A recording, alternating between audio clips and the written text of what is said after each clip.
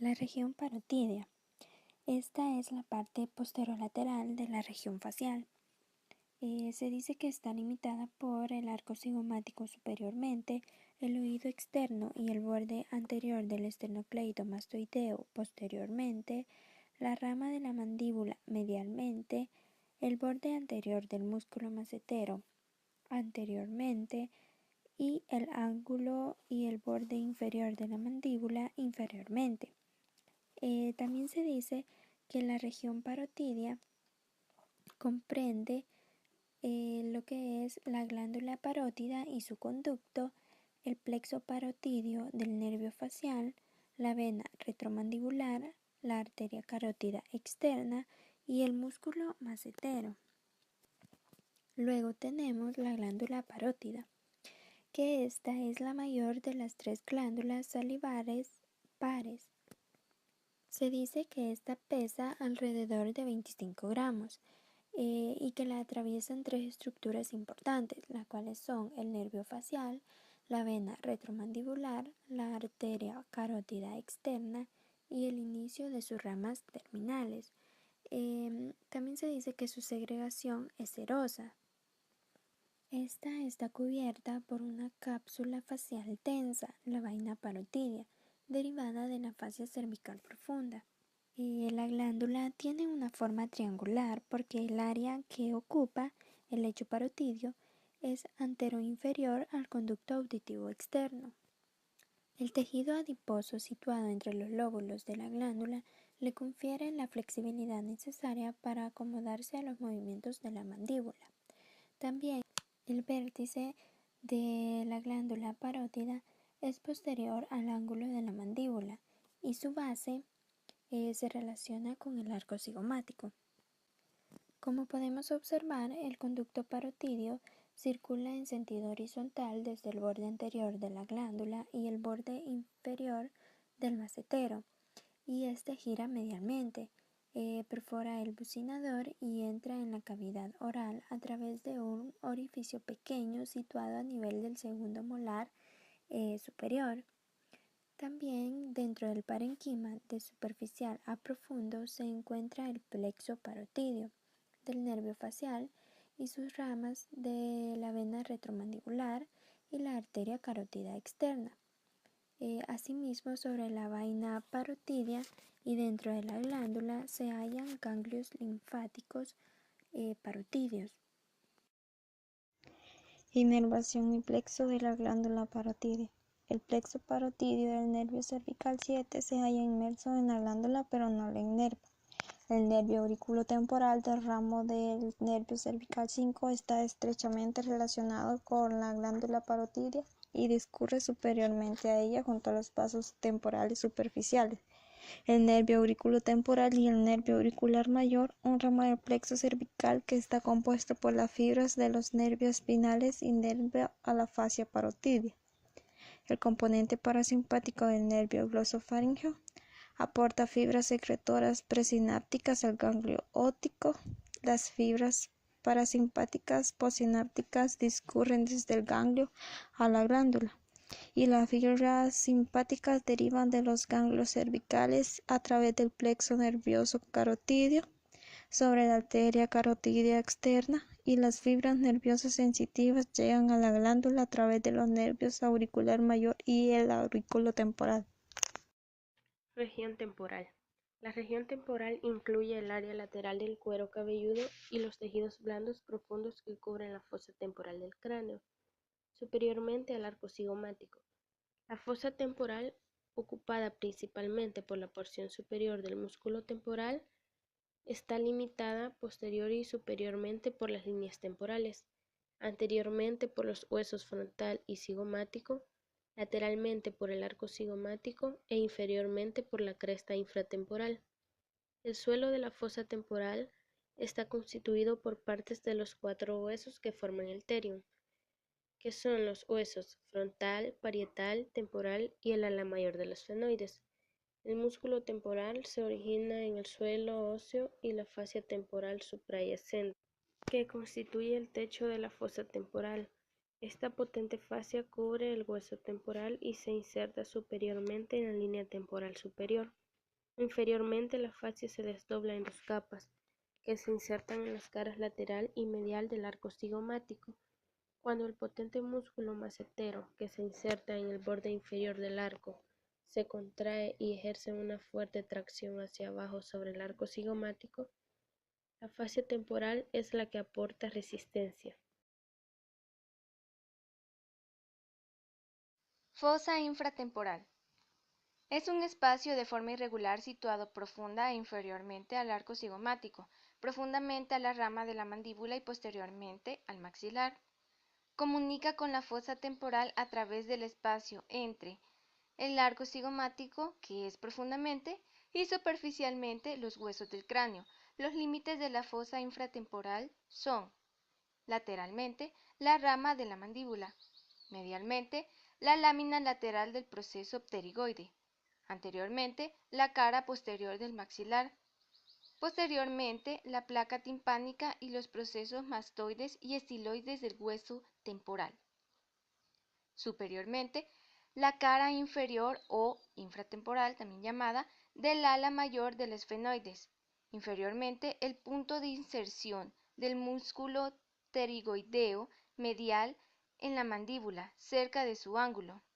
La fosa infratemporal contiene lo que es la parte inferior del músculo temporal, los músculos pterigoideos lateral y medial, la arteria maxilar, el plexo venoso pterigoideo, los nervios mandibular alveolar inferior, lingual, bucal y cuerda del tímpano.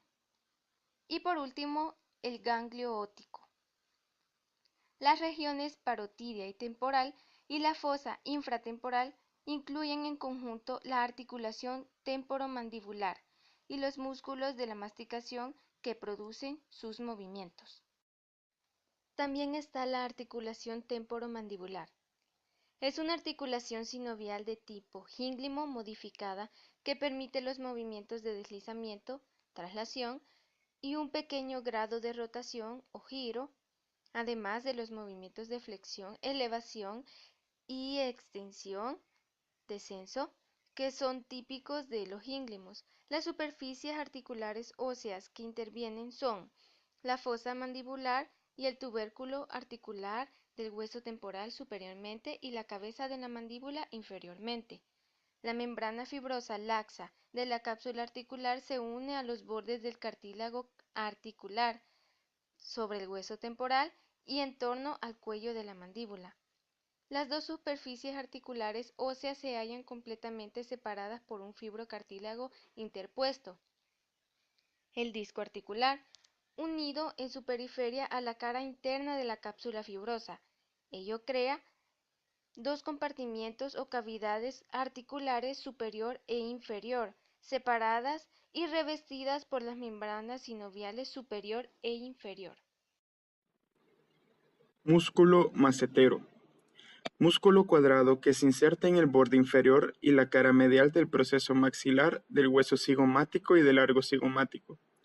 Su inserción distal corresponde al ángulo y cara lateral de la rama de la mandíbula. La inervación corresponde al tronco anterior del nervio mandibular y su acción sobre la mandíbula es elevarla y cerrarla. Las fibras superficiales contribuyen de forma limitada a la protrusión de la mandíbula. La arteria carótida externa es una de las principales arterias de la cabeza y el cuello. Se origina en la arteria carótida común cuando ésta se bifurca en carótida externa e interna. En el niño es algo más pequeña que la carótida interna, pero en el adulto los vasos son aproximadamente del mismo tamaño. Vena retromandibular. En su origen se forma anterior a la oreja por la unión de las venas temporal, superficial y maxilar. En su recorrido discurre posterior y profunda a la rama de la mandíbula a través de las glándulas parótidas. Se comunica en su extremo inferior con la vena facial. Su terminación se une a la vena auricular posterior para formar la vena yugular externa.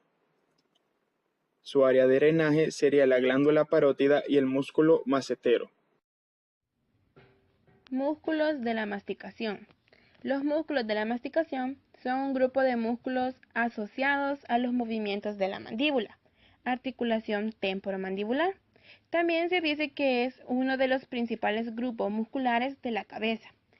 Existen lo que son 4 músculos principales que conforman a los músculos de la masticación. Entre ellos tenemos el músculo macetero, el músculo temporal, el músculo pterigoideo medial o interno y el músculo pterigoideo lateral o externo. Estos músculos se desarrollan a partir del mesodermo, del primer arco faríngeo embrionario. Por consiguiente, están inervados por el nervio mandibular. A continuación se mostrarán con más detalles los diferentes músculos que conforman a los músculos de la masticación. Músculo temporal. Es un fuerte músculo elevador de la mandíbula, situado a cada lado de la cabeza, y ocupa la fosa temporal por arriba del arco cigomático, y se extiende en forma de abanico, cuyo vértice se inserta en la apófisis coronoides de la mandíbula. Este músculo está inervado por el tronco anterior del nervio mandibular, a través de los ramos temporales profundos. La función principal del músculo temporal es elevar la mandíbula y cerrarla. Las fibras posteriores, más horizontales, son las primeras que tiran hacia atrás de la mandíbula. Músculo macetero. Es el más superficial de los músculos masticadores y palpable, cuando se cierra con fuerza la mandíbula. Es un músculo amplio y de forma rectangular. Este músculo posee lo que son 2 fascículos, uno superficial y uno profundo. Inervación a través del tronco anterior del nervio mandibular a través del nervio macetérico. Su función principal es elevar la mandíbula y cerrarla. Las fibras superficiales contribuyen de forma limitada a la protrusión de la mandíbula. Músculo pterigoideo lateral o externo. Músculo que se encuentra en la fosa pterigomaxilar. Es un músculo corto con forma triangular cuya base corresponde al cráneo y su vértice se encuentra en la articulación temporomaxilar. Este músculo posee lo que son 2 cabezas. Está inervado por el tronco anterior del nervio mandibular a través del nervio pterigoideo lateral. Este músculo, cuando actúa bilateralmente, protruye la mandíbula y desciende en el mentón, pero cuando actúa unilateralmente, mueve la mandíbula hacia el lado contralateral. La contracción unilateral alterna produce amplios movimientos laterales de masticación. Y por último tenemos el pterigoideo medial o interno. Se dice que es un músculo que se encuentra por dentro de la rama del maxilar inferior. Es un músculo corto y grueso y presenta forma de cuadrilátero. Se extiende desde la fosa pterigoidea hasta el ángulo del maxilar inferior. Este músculo está inervado por el tronco anterior del nervio mandibular a través del nervio pterigoideo medial, cuya función principal es actuar de forma sinérgica con el macetero para elevar la mandíbula. Contribuye a la protrusión